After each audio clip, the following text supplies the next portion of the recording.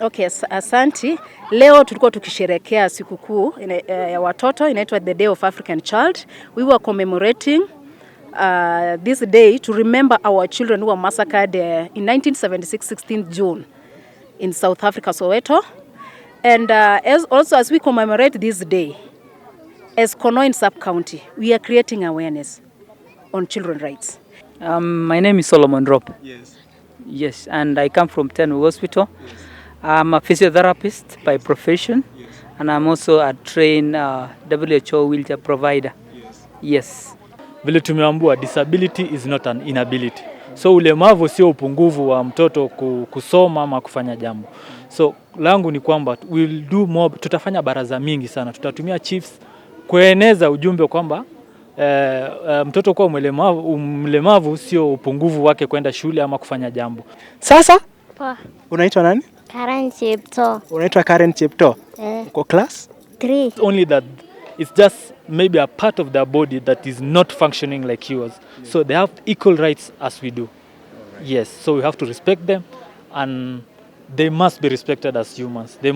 We cannot be calling them people living with it. It's me and him.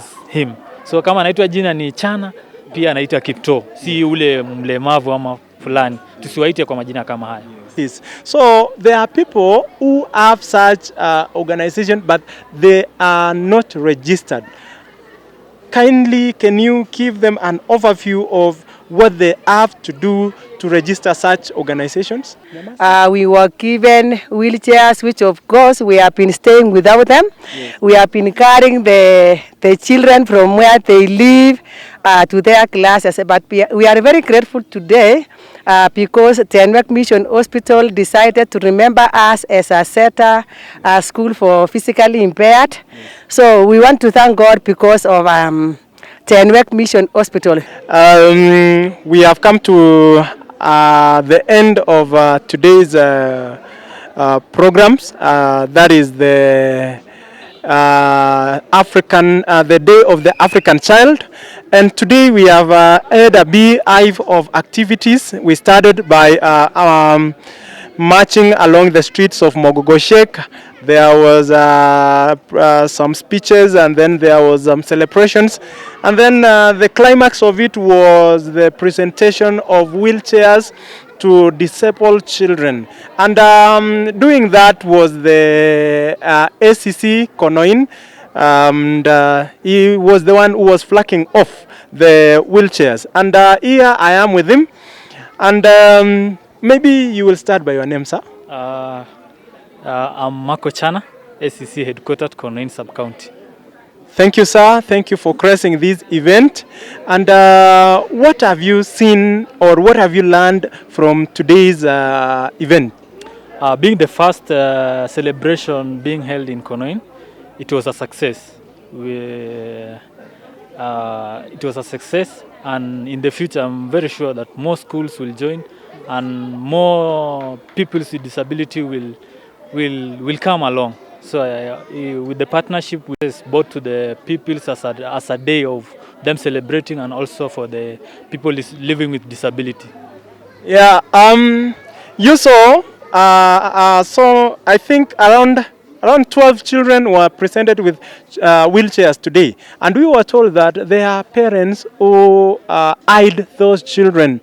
There are children who are locked in their homes, the disabled children. What can you tell such parents? And in this case, tutumie Kiswahili so that tuwafikie. Kuna watoto ambao tumewaona ya kwamba leo wamepatiwa wheelchairs, watoto karibu 12, na tukaambiwa ya kwamba kuna wazazi wengi ambao wako na watoto kama hawa ambao wamefungiwa kwenye manyumba, wanaokopa kuwatoa wale watoto. Unaweza ambia nini watu kama hawa? Kwa wazazi kama hawa, vile tumeambiwa disability is not an inability. So ulemavu sio upungufu wa mtoto kusoma ama kufanya jambo.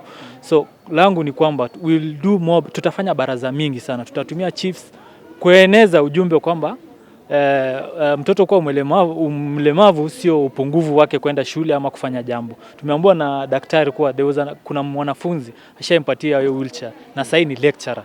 So we want to kusensitize the community that inability, what do you call disability is not inability. So hold more barazas, then tunafanya kazi pamoja na Madam Irene tueneze ujumbe kuwa pia wao watu lazima wajulikane na pia wasaidiwe. And what does the law says about such cases? The law is very clear. The law is very clear kwamba that the disabled have a right. Yes. They are humans like us. It's only that it's just maybe a part of their body that is not functioning like yours. Yes. So they have equal rights as we do. Right. Yes. So we have to respect them, and they must be respected as humans. We cannot be calling them people living with that. It's me and him. So kama anaitwa jina ni Chana, pia anaitwa Kipto. Si ule mlemavu ama fulani. Tusiwaite kwa majina kama haya. Thank you, Bwana ACC. Thank you for giving us your time. We really appreciate. God bless you. And ladies and gentlemen, that was the ACC ACC1 Konoin sub-county in Bomet County. And right now I want to look for Madam Irene. I'm told she's called Madam Irene, who is in charge of the Children's Department Konoin constituency. Let me look for her. Yeah, thank you. With us we have another person, and I want her to tell us who is she. Karibu sana. Thank you so much. Yes. My name is Sheila Sempeo. Yes. I'm the Sub-County Social Development Officer in Konoin. Yes. Yes. What do you do? The Social Service Development Office, what do you do? In our department, we have several programs. We do registration of groups, yes, CBOs, self-help groups. Yes. And we also have a program for the Inua Jamii, yes, which is the cash transfer program for persons with disability, yes, persons with severe disability, yes, cash transfer for older persons. Yes. Yeah. Okay, now today, because we were celebrating the Day of the African Child, and we saw that there were a lot of children that were presented with wheelchairs who are disabled. What does your office do to help such cases? Normally, our office, mostly we do disability mainstreaming. Yes. We go to the community, we sensitize the community about disability, their rights as persons with disabilities. Yeah. And we work closely with the National Council for Persons with Disabilities, which is a saga in our ministry, yes, which empowers people with disability, yes, and provides them with assistive devices. Yes. There are also programs for education for the children. Yes. Yeah. Okay, so when these things, there are people in our communities who doesn't know about these services. How do you reach these people, or what do you do to make sure that you reach, or the word reach to these people? We normally reach these people through our chiefs. We have chiefs who mobilize the communities. They get their first-hand information and deliver to the community. We also have, like in our program of Inua Jamii, we have beneficiaries welfare committees. Those are representative from all beneficiaries who pass the information to those people at the ground, so they know what is happening at the ground, our chiefs, and also our stakeholders, whom we work closely to. Okay, you've said that you work with the CBOs. Yeah. And we have CBOs who deal, or their main activity is to help people or persons living with disabilities. So there are people who have such organization, but they are not registered. Kindly, can you give them an overview of what they have to do to register such organizations? Actually, I would like to urge those groups to come and register, so that they can get also, once you are registered, you can be able to get funding. Yes. And the registration process for all self-help groups, yes, we register a group with 1,000 shillings. Yes. After they present minutes to our office, yes, and they have passed through the chief's office. And for CBOs, we register with 5,000 shillings, and there is a registration form for both CBOs and self-help groups. CBOs, we register with 5,000 shillings, and for a CBO to be registered, it must be having a... For CBOs are a bit larger than the self-help groups, and CBOs, it's a amalgamation of several self-help groups, or they can form it having an MOU. Yes. Okay, thank you, Madam Sheila. Thank you very much for your time. We really appreciate for your time. Thank you for the good work you are doing here in Konoin. God bless you. Asante sana. Asante, thank you. Thank you. Ladies and gentlemen, welcome back again. As I have told you, today we were in Mogogoshek and we were celebrating the Day of the African Child, and there were beneficiaries of wheelchairs. This is one of them from which school? Saseta Small Home. Saseta Small Home. Saseta Small Home is a school in Konoin, Mogogoshek, and we have the principal of the school. Welcome, madam. What is your name? Okay, thank you. I am Mrs. Kerich Chudi from Saseta Primary School, and Saseta for physically challenged. And today we were in Mogogoshek celebrating the Day of the African Child. So we were the most privileged school as a setup, because today we were given wheelchairs, which of course we have been staying without them. We have been carrying the children from where they live to their classes. But we are very grateful today because Bomet Mission Hospital decided to remember us as a SETA school for physically impaired. So we want to thank God because of Bomet Mission Hospital. We also thank God because of the organizers of Konoin sub-county, because they remembered our school and the way they are. So we just want to say thank you very much, all of you, for this kind gesture you showed today. And we are also praying, God, that you may remember us another time, because we have a lot of challenges, not only wheelchairs, but also we have children with hard of hearing, and those who don't have limbs. Some do not have one leg. And some are drooling. So maybe if there is any other usaidizi yani, you just assist us with those what I have said. Also, we have children who cannot even go to help themselves to the washrooms. So in case you are advantaged somewhere, please, we need also things like adult diapers. We also need beddings, because some of the parents of these children, they are underprivileged in some way. They are not able to even to buy for the personal effects. So I'm requesting that you also remember us in the side of food. Sometimes we lack food. And other personal effects, very many things, name but a few. All right. How many children do you have at the moment in with special needs? Okay, currently we have 11 boys and 6 girls. 11 boys and 6 girls. Yes. Those are 17 children. 17. You receive children from where? Okay, I receive children from Konoin, sub-county, Bomet, and some are coming from Kericho. All right. Even Baringo, I have one from Baringo. So you receive children from all over? I receive from all over, in short. Okay. But mostly from Bomet. Okay. Yeah. So today you are beneficiaries of the wheelchairs. How many children benefited from your school? Okay, the children who are on wheelchairs are 6. Yes. Yeah.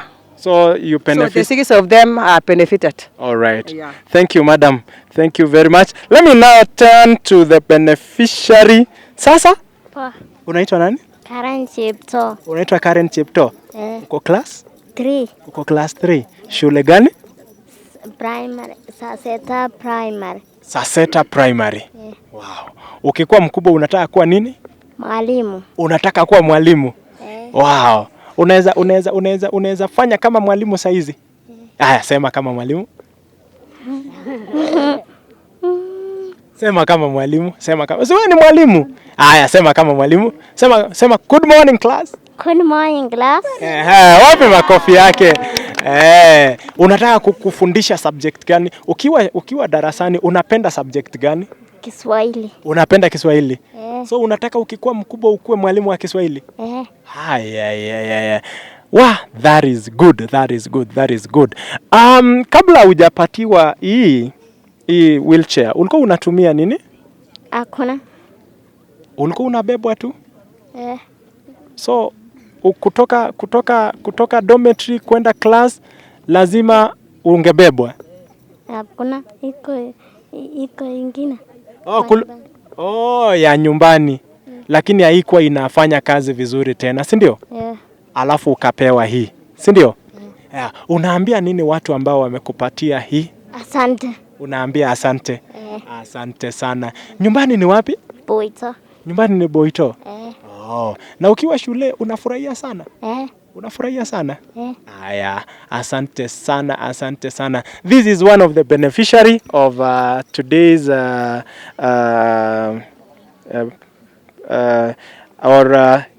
the beneficiary of a wheelchair.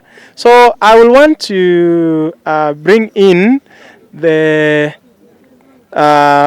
this Madam Irene. Yes. Karibu sana. Njoo kidogo.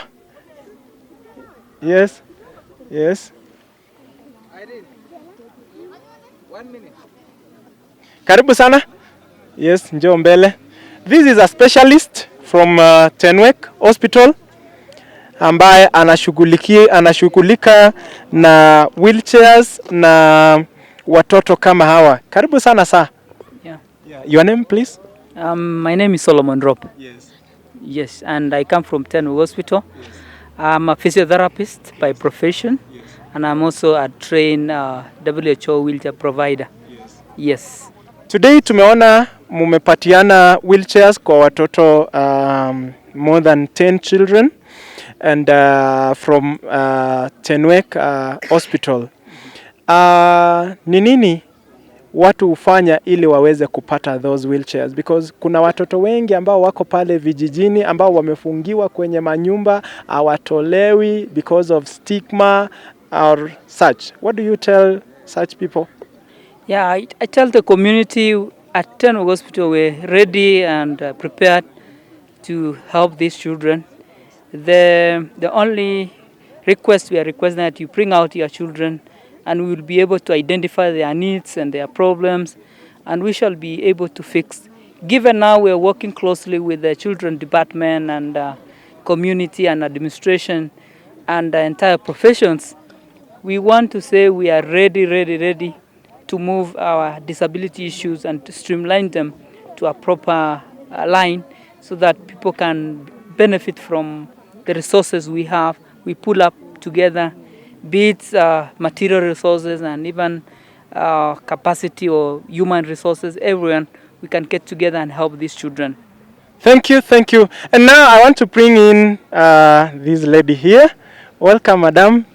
Maybe you will start by telling us who you are and what you do. Okay, my name is Irene Chepkwony. I work with the Department of Children's Services. Our main mandate is to safeguard the rights and welfare of all children. Okay, where are you based? We are based, I'm the Sub-County Children Officer, Konoin Sub-County. Right. So basically, what does your services entail?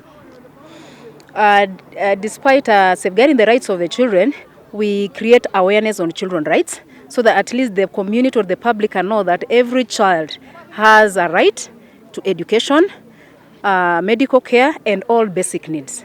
And also, children with special needs should not be discriminated. They should be given also a chance, at least to go to school and a chance in the community. Yes. As we have as we have been told, your office played an integral part on today's event, that is the Day of the African Child. And we've seen that there, at the climax of the event, there were presentation of wheelchairs to children living with disabilities. Those are just but a fraction of those children. We have so many other children that are in the villages. Their parents they have those children. They fear to come out with their children because of stigma or something. What do you tell such people? And for the purposes of kuwafikia pale manyumbani, unawaambia nini kwa Kiswahili haswa? Okay, asanti. Leo tulikuwa tukisherehekea sikukuu ya watoto, inaitwa the Day of African Child. We were commemorating this day to remember our children who were massacred in 1976, 16th June in South Africa, Soweto. And as we commemorate this day, as Konoin sub-county, we are creating awareness on children's rights. And also we are partnering with all stakeholders in ensuring that our children living with special needs are mapped or identified so that they can access services, not only assistive devices, but also those who have not attended school. So at the moment, we are in the process of mapping. We have volunteers on the ground who are mapping children with special needs. So today, at least quite a number, they were issued with wheelchairs, courtesy of Tenwek Hospital, to mark the day.